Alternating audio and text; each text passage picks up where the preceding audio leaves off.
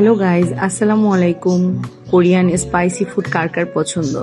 এখন কিন্তু বাংলাদেশের অনেক মানুষই পছন্দ করে, যেটা হচ্ছে রামিনটা। যারা স্পাইসি ফুড খুব বেশি পছন্দ করে তাদের জন্য।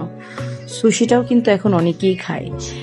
তো যাই হোক, এটা হচ্ছে গুলশান আলোকিত একটা প্রোগ্রাম হচ্ছিল। ওখানে 2 দিনের একটা ক্যাম্পেইনের জন্য আসছিল, বিভিন্ন জায়গা থেকে খাবারের স্টল হয়েছিল।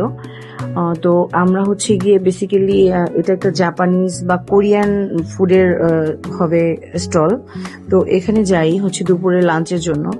তো ওদের হচ্ছে গিয়ে বানানো বা কি ওদের মেকিং কিংবা ওদের ডেকোরেশন দেখে খুব আকর্ষণীয় ফিল হলো। তো এখান থেকে হচ্ছে আমি ডাম্পলিং আর হচ্ছে গিয়ে আপনার সুশি অর্ডার করি, সাথে একটা রামিনও ছিল। তো যাই হোক, আমার খাবারগুলো রেডি হচ্ছিল।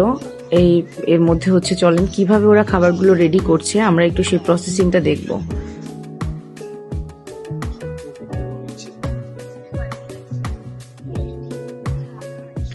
এখানে কিন্তু ওরা মেক করছে অন্য আর একজনেরটা, আমি জাস্ট এখানে দেখছি। আমারটা হচ্ছে গিয়ে রেডি হবে, এরপরে হচ্ছে আমার নিজেরটা রেডি করবে। তো এর মধ্যে আমাদের এখানে যে আপুটা আছে উনি হচ্ছে আমার রামিনটা রেডি করছিল। তো আমি ওনাকে বলে দিয়েছিলাম রামিনটা যেন একটু স্পাইসি হয়। আর ওনারা হচ্ছে যে এই জায়গাটাতে প্রপারলি সকল ফুডগুলো ওনাদের কাছে যেগুলো আইটেম আছে এই প্রত্যেকটা ফুড হচ্ছে গিয়ে ওনারা হচ্ছে ডেকোরেশন করে রেখে দিয়েছিল।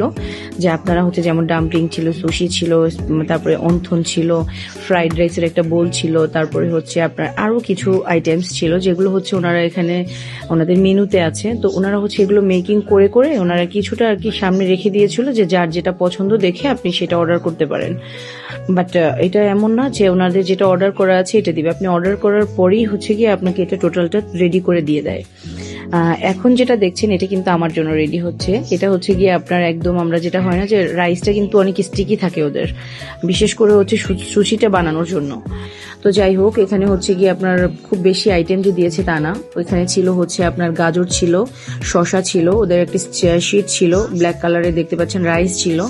আর এই রাইসটা কিন্তু যারা ভাতের মার না গেলে রান্না করে তারাই কিন্তু তাদের কিন্তু এই ভাতটা এমনিতেই একটু স্টিকি টাইপের হয়। তো হচ্ছে এটা দিয়ে তারপরে পুরোটা ওদের হচ্ছে সস ইউজ করছে এবং ডেকোরেশনের জন্য অ্যানাদার কিছু ইউজ করে, ওরা ফ্লেভার ইউজ করে। তো ওভারঅল এটা বানানোর জন্য অনেক যে আসলে কষ্ট হয় কিংবা অনেক টাইম লাগে ব্যাপারটা তা না। তবে ওরা এই যে একটা হিট দেয় কিছুক্ষণ পরেই আপনি দেখবেন, এই হিটটা খুব ইম্পর্টেন্ট ওদের জন্য। সুশি তৈরি করতে অনেক বেশি সময় লাগে না, খুব শর্ট টাইমের মধ্যে এটা রেডি হয়ে যায়। আমার মনে হয় আপনারা অনেকেই ট্রাই করেছেন। আপনাদের অভিজ্ঞতাগুলো অবশ্যই আমার কমেন্ট বক্সে শেয়ার করবেন আশা করি, এবং জানাবেন যে আপনাদের কেমন লাগে এটা খেতে।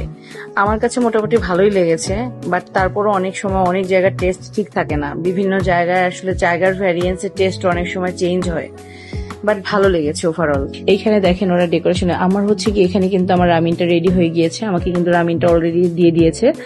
আমি রামিনটা নিয়ে এখন চলে যাব খেতে, যেহেতু এখানে এটা গরম গরম খেতে হবে। আর হচ্ছে গিয়ে আমরা হচ্ছে সুশিটার জন্য অপেক্ষা করব। সুশিটা হচ্ছে ওনারা রেডি করে আমাদেরকে সার্ভ করে দিয়ে দিবে টেবিলে। খেতে খেতে বিদায় নিচ্ছে আজকের মতন। ভালো থাকবেন সবাই, আল্লাহ হাফেজ।